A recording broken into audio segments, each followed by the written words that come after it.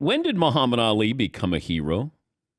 I think he was a hero almost from the beginning. That that kind of pan world here heroism happens at the towards the end as we let go of the memories of some of the divisive aspects. But he's at the beginning, he's saying, I'm pretty as a girl, I'm black, I'm beautiful. He is providing many people in this country with phrases and purchase for ideas that they didn't have. We made a film on Jackie Robinson. He redefined black manhood, black masculinity. Muhammad Ali came along and redefined it in a different way. Athletes weren't supposed to speak that way. They weren't supposed to brag, and certainly black athletes weren't supposed to do that. And he did it anyway, and just brought him into so many people's hearts if he turned off some other people.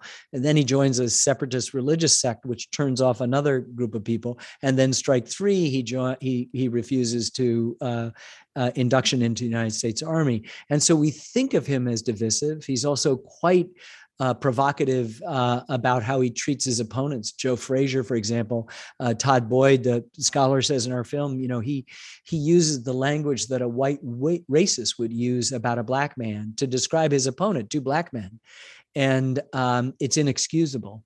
And yet, emerging out of it is a person always with a sort of a joie de vivre, a kind of great sense of humor, a sense of natural promoting in a very American sense, and a kind of beauty. I mean, he's the greatest athlete of the 20th century, maybe of all time.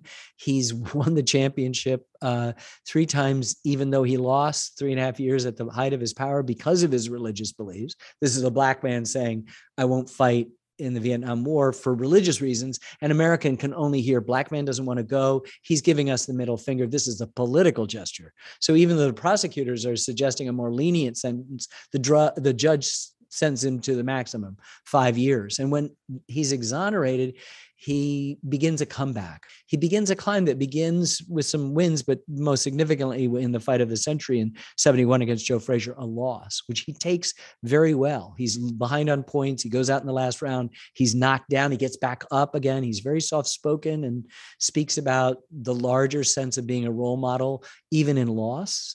And from then on, it's just Robert Lipsyte in our film says, Joe Frazier won the fight, but Muhammad Ali won America. And I think from that moment on, it just goes exponentially. So that when he dies, not too long ago, as you know, 2016, he dies the most beloved person on the planet, which has got to tell you something.